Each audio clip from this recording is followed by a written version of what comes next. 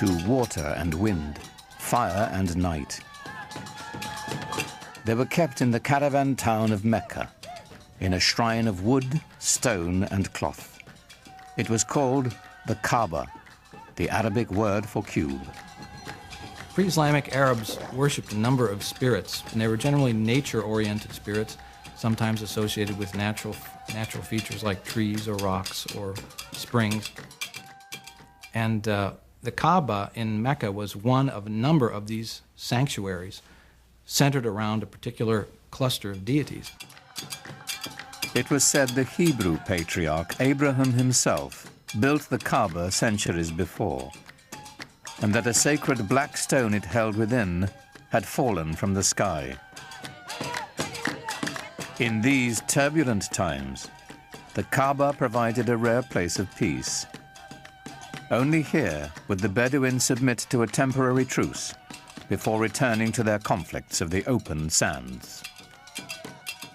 There was this one place in the middle, around the Kaaba, which was, from even pre-Islamic times, was a place of a sacred enclosure where all people had to put down their arms.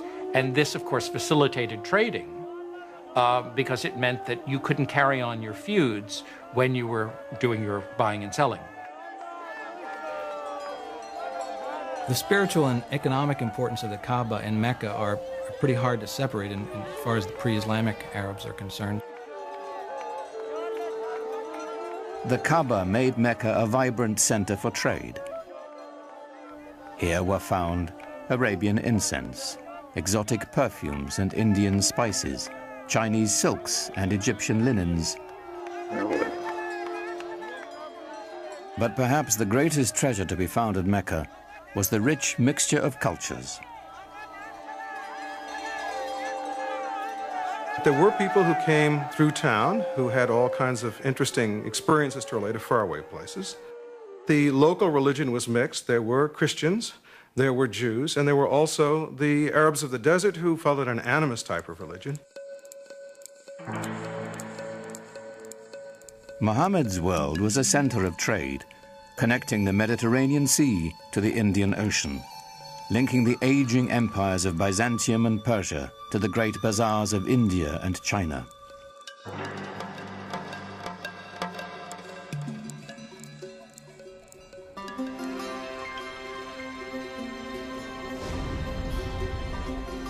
Muhammad became a merchant. In fact, he had a great flair for trade.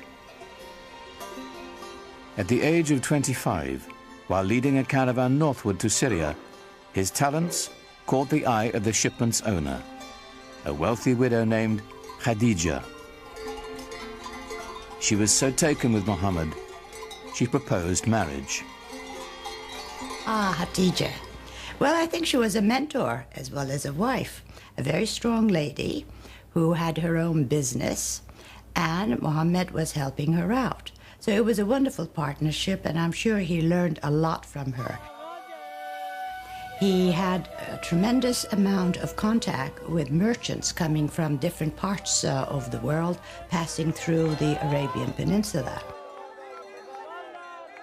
I think he was a very intelligent man, very open-minded, and he was able to communicate with a great variety of peoples. He must have had great charisma as well. Muhammad had a way with people and with resolving their disputes.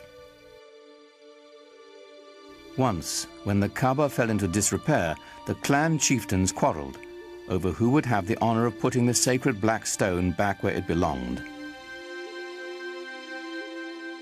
Before violence could erupt, Muhammad proposed an equitable solution.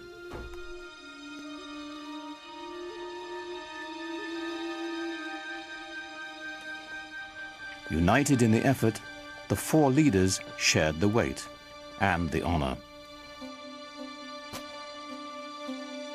In gratitude, they invited Muhammad himself to replace the sacred stone. He became known as Al-Amin, the trusted one. There are all kinds of indications that he was tremendously interested in religious questions. This is obviously not something that an ordinary person probably was interested in those days. He talked to sages, Arab sages. He talked to Jewish and Christian sages who lived in the area.